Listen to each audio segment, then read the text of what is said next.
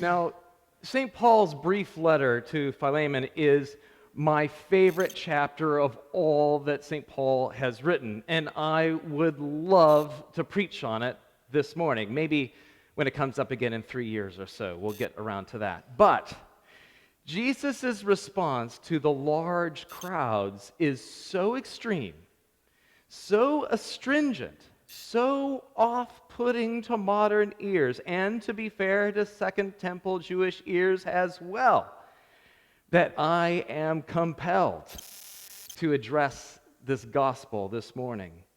And I will do that by explaining two words that Jesus uses: hate and life. I'll unpack those two words, and then I'll explain how it might tie in both to your life and, of course, to the life that Jesus himself shows us on the cross. First, to hate father and mother, wife and children, kith and kin. The first thing I'd have to say is this certainly ups the ante from 3 weeks ago when all I had to preach about was being divided from your family. Now we're called to hate them. Wait a second, time out, you might say. Didn't Jesus say, love one another as I have loved you? And love, isn't he supposed to be the Lord of love? And what's this about hating people, especially, these people that right up next to you, right? How could this be possible?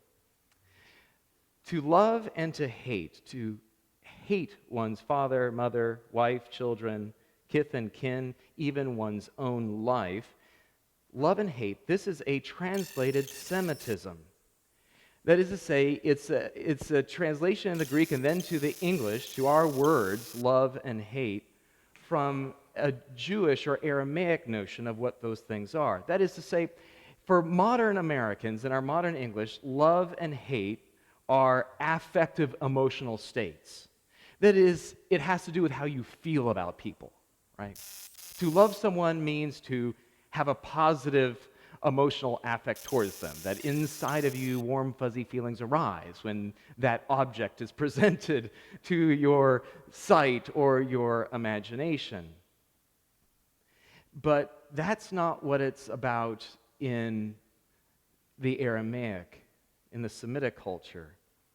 Love and hate is not about how you feel about other people or about other things. It's about loyalty. It's about who you're working for, in a sense, whose team you're on. Let's take Matthew chapter 6, verse 24. It's the Sermon on the Mount as an example. Jesus says, "No one can serve two masters, for a slave will either hate the one and love the other, or be devoted to the one and despise the other." You see, love and hate in that saying of Jesus that's not an emotional term. It's about who you work for. Basically, you have to translate this to village life. You've got one farmer with his slaves, another farmer with his slaves. You can only work in one vineyard in the day. Whose is it? That's your master, right? Whoever you are working, sweating for. And that is who you love. And if you've actively chosen not to be with that other farmer down the road, you hate him because you don't work for him, right? I love this one, I hate that one. I'm on team this guy. With love and hate being emotional terms for us, we have a hard time hearing what Jesus says, don't we? We say, wait a second, I can love more than one person, because there are different kinds of love. There's the love for parents, the love for children, a love for wife, a love for, for my country, a love for, a certain type of food. I'm not even going to tell you what kinds of food I love because and especially I won't tell you what kinds of food I hate because then I'll start seeing that show up at potlucks. I know how perverse you are. If I say I hate a food, then you're going to start bringing it. I know you. Right? But we are capable of what I call subjective compartmentalization. That is, we're able to say, this love is for this person, and this love is for this person, and it's all love. But that's not how it works with the way Jesus is using this term. That is, positive feelings can have more than one object, right? You can feel positively about more than one person or more than one thing. But allegiances cannot be given to more than one person or thing, right? You cannot pledge allegiance to the flag of the United States of America and to another flag. Allegiance, by its very nature, is exclusive. That's the only thing you have allegiance for. It's exclusive, especially in anything more serious than sports teams, right? Where you might root for one thing, but you'll root also for whoever is playing so-and-so, right? But it doesn't work that way, the way Jesus is talking about love and hate. Loyalty is precisely about forcing a choice in conduct, in what ends or goals one pursues, in the colloquial, whose team you're on. Jesus concludes this saying about, loving one master and hating another by saying, you cannot serve God and wealth-getting. He's basically saying, either you're on the side of Team God or Team Money. Now, you might like money, and you might be good at getting it, but you can't love it. You have to be loyal to God, right? If you're loyal to your wealth-getting, then you hate God. It's like, wait a second, I don't hate God. God is nice, the chocolate chip cookies and rainbows and unicorns. No, that's not what it's about. It's about who you serve, right? One must be served and the other must be hated. That's how loyalty and allegiance works. Let's take an Old Testament story in which this idea of love and hate play a prominent role. It's the story of Saul and David. And at this point in the story, it's King Saul and the young man David who is growing up in his court. And Saul has come to understand that for some reason, God has picked David as the anointed one, as the chosen king. Jonathan, Saul's son, has also seen this. And the scriptures say in this story that Jonathan, quote, loved David as he loved his own life. And then we see that love reflected by Jonathan's active assistance at the risk of his own life to help David escape from Saul's murderous rage. And indeed, it is a risk of his own life because Saul understands that Jonathan helped his rival David escape, and he throws a spear right at Jonathan. But for Jonathan, he was loyal to David even though it risks his life. That is, he hated his life because he loved David. He was loyal to him and was willing to pay the cost of that loyalty. That's what Jesus is talking about here. Okay? In a sense, Jonathan chooses, because of his love for David, to serve David as the true king, rather than his own flesh and blood, his own father, whom he should love, right? Unless he can see God calling him to a different love, a different loyalty. And Jonathan gives up, in the process, Jonathan gives up his own prospects of kingship, right? He has to give up that possession in order to love David because he is loyal to him as the new king. And Jonathan will not be. This is what Jesus is talking about when he presents being his disciple as a fundamental choice of loyalty. We must hate every other source of allegiance in order to follow him, even our own life. And that's the second word. The Greek word in the New Testament here is psyche, literally soul. It's translated soul in other parts of the scriptures. Now, psyche does not refer to the part of the human person that is immortal or capable of enjoying the divine life. That's how we as moderns use the word soul. It's like even in Christian talk, we say, we're out here to save souls, for Jesus. To say, soul, saving your soul. We think of soul as the part of you that's eternal, right? But that's not how soul worked in the biblical period, in the New Testament period. The word for what is immortal and what can be filled with the divine life in the Bible is spirit, not soul. Pneuma, breath, right? Animals, as well as people, have souls as far as psyches, as far as the Bible is concerned. Only people have spirit, breath of God. So Rather, psyche does not refer to soul, but rather to that part of us that's described by the key English word that is derived from it, psychology. Now, I could have given it away better if I'd said psyche instead of psyche, but I just wanted you to understand that I'd taken a semester of Greek. So, we all have our psychological needs. Psychology. And who forms our psychology more than father, mother, wife, child, kith, and kin? Right? Brothers and sisters, in other words. Jesus is asking us in this lesson to forcefully, definitively reject the psychology, the attitudes, prejudices, and loyalties and identities inherited from and cultivated by our life in this world.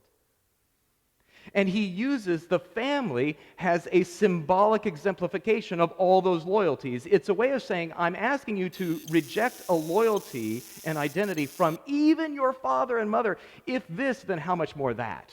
That's why Jesus uses father, mother, wife, child. He starts with what is, in a sense, closest to us because he wants to underline the extremity and the absolute nature of the demand. I am your only love, your only loyalty, your only identity, not the psychologies you've received from family, from ethnic group, from nation state, from political party.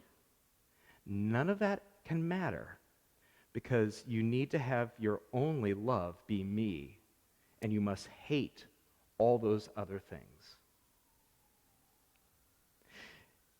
And we hate those things in order to embrace his loyalty to God's mission of suffering redemptive love, symbolically exemplified by the cross.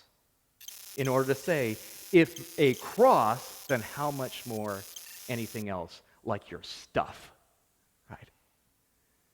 I'm going to start with the most extreme, and that covers everything else. That's what Jesus is saying.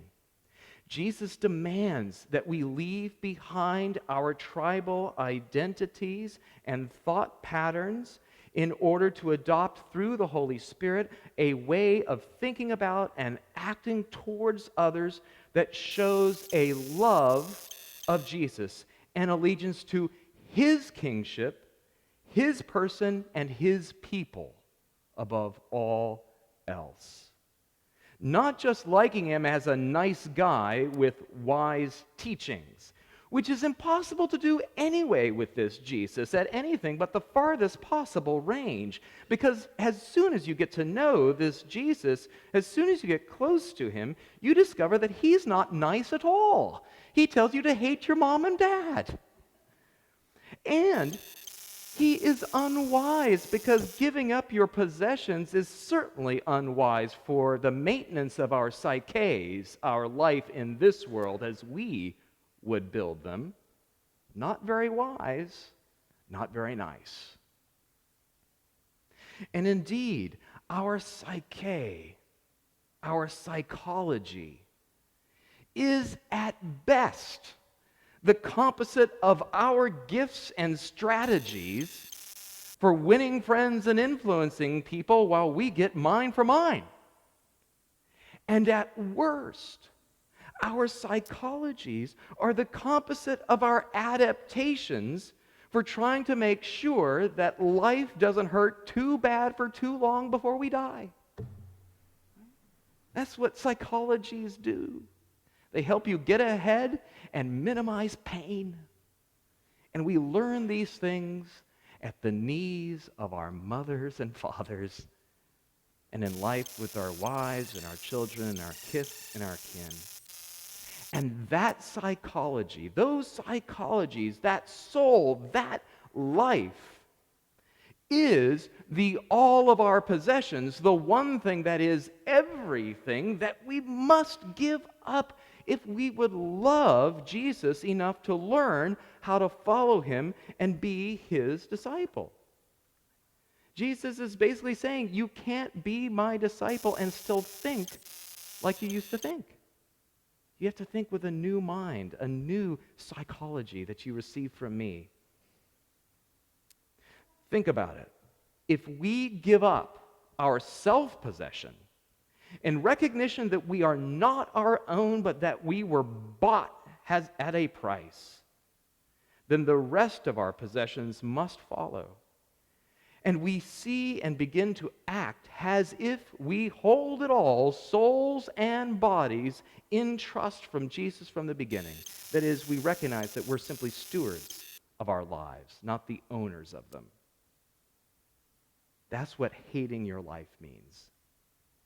Hating our psyches, our psychology, is rejecting the allegiances provided by biological and ideological kinship groups.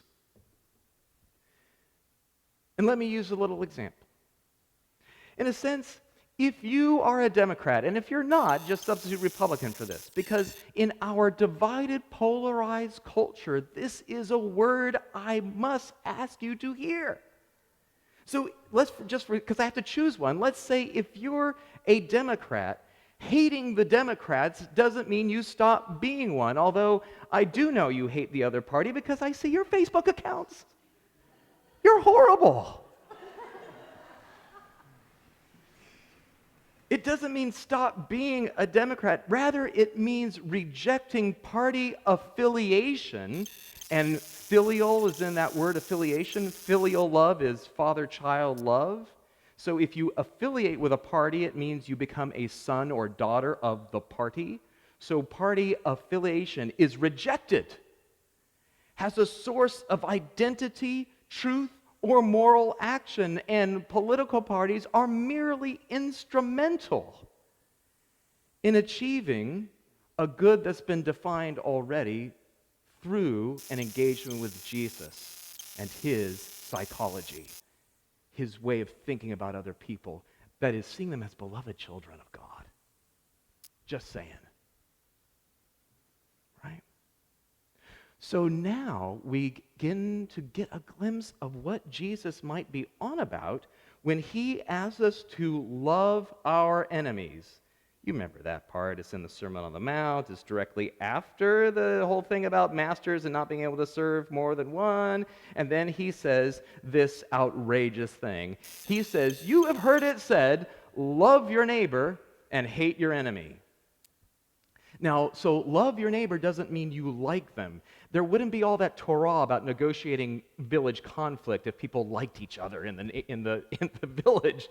Loving your neighbor doesn't mean you like your neighbor. It means you're with him, win or lose, because it's about Israel. It's the same, you say Israel the same way you might say America, right? It's about Israel, and it's about Israel over those pagans. And I'm standing with my neighbor. I love my neighbor over those rotten, dirty Romans. I hate them. You have heard it said, love your neighbor, hate your enemy. But I say unto you, not I, Rob, but Jesus, I say unto you, love your enemy. What good does it do to you for you, Jesus says, if you love those who love you back? Even tax collectors can do that. Jesus is saying, hey, the mafia knows about loyalty. Even those guys, even crooks have their cronies who are loyal to them. What good is that for you? Right? I'm asking you to love your enemy, which means that Jesus is making the outrageous, unwise, impossible demand, not that we somehow find a way to like our enemies, which can leave them at a distance, but worse than that, that we are called to show them unreciprocated loyalty, mercy, and forgiveness. That we find a way to live in solidarity, to find a common humanity, even with those who hate us. Why? Because that's what God did for us in Jesus. Jesus says, in doing so, that is, in loving your enemy, in praying for those who persecute you, you will be children of the Most High. Which means that we will bear a family resemblance to a Father who so loved the world, who was so loyal to it, who was so determined to keep his promises, his covenant with it, that he sent his only Son, giving him up completely, giving us his all, his only Son, to save a world that has hated him from Genesis 3 onwards. And in hating our own psyches, our own lives, we'll be brothers and sisters of a Son who so loved his Father, who is so loyal to his Father, that he hated his own life and died for us, even on a cross, for the sake of his love. Amen.